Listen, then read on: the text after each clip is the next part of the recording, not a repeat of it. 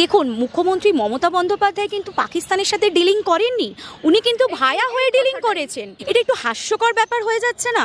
মানে মানুষ কিভাবে কি রটাচ্ছে সেটা তাদের ব্যক্তিগত ব্যাপার, সেটা নিয়ে আমরা এগিয়ে যাব না বা সেটা নিয়ে আমরা কোনো প্রশ্নের উত্তর দেব না।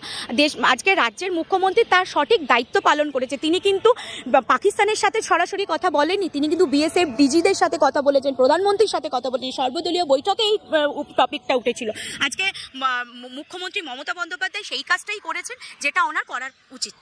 সবসময় একটাই, আমি দেশের নাগরিক হিসেবে একটাই কথা বলবো, আমরা এই সময় আমরা সবাই এক, আমরা কোনো রাজনৈতিক রং দেখব না, আমরা সবাই এক দেশের সুরক্ষার স্বার্থে এবং দেশ যাতে ভালো থাকে, দেশের প্রত্যেকটা মানুষ যাতে ভালো থাকে, আমরা সবাই বুক চিতিয়ে সমানভাবে লড়াই করব।